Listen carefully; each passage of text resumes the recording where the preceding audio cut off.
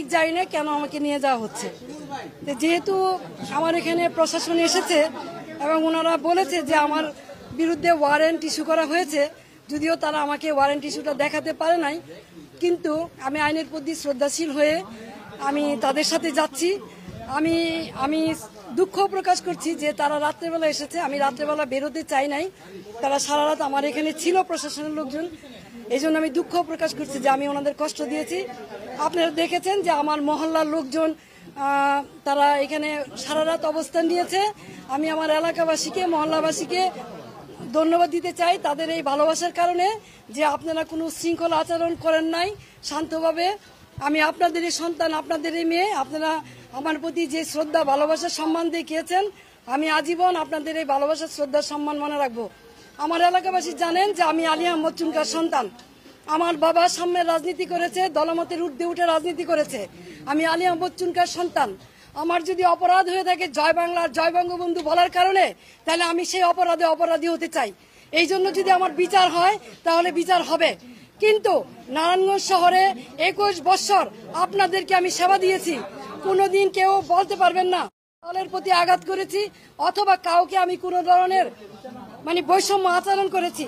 দলমতের ঊর্ধ্বে উঠে নিজের দলের ভিতরে থেকে তারপরও মানুষের কল্যাণে কাজ করার চেষ্টা করেছি। বিরোধ সত্য, মতভেদের সত্য, এই শহরের নারায়ণগঞ্জবাসীর জন্য এমন কোনো জায়গা নেই যেখানে প্রতিবাদ করি নাই। তৌকি হত্যা সহ সকল হত্যাকাণ্ডে যখন নারায়ণগঞ্জবাসী একদম চুপ ছিল, কেউ কোনো কথা বলে নাই, তখন আইবি আওয়াজ তুলেছে, এই শহরের মানুষকে কথা বলা শিখিয়েছে, অন্যায়ের বিরুদ্ধে প্রতিবাদ করা শিখিয়েছে। আজকে সেই আইবিকে কিসের জুলুমে, কিসের কারণে, কি কারণে গ্রেপ্তার করা হচ্ছে আমি ঠিক জানি না। কিন্তু যেহেতু আমাকে গ্রেপ্তার করা হচ্ছে, আমি নারায়ণগঞ্জবাসীর কাছে একটাই অনুরোধ করব, আপনারা যেভাবে আমার পাশে ছিলেন, আমার পরিবারের পাশে ছিলেন, আমার পাশে থাকবেন। আপনারা সকলেই জানেন 1 মাস হয়নি আমার ছোট ভাই, অত্যন্ত আদরের ছোট ভাই মোহাম্মদ আলী রাজা রিপনকে আমরা হারিয়েছি। আর সেই ভাইয়ের সুখ এখনো বুঝতে পাই নাই।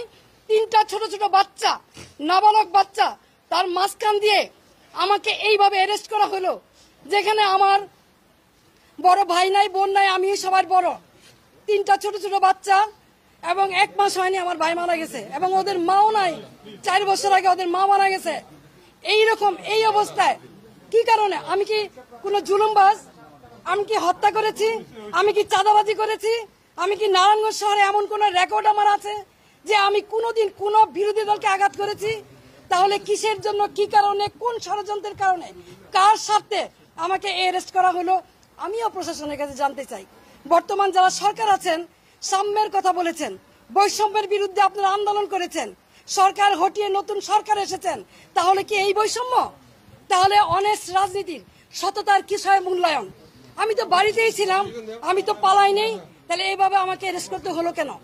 সেই জবাব জনগণের কাছে চাই, জনগণই দিবে ইনশাল্লাহ।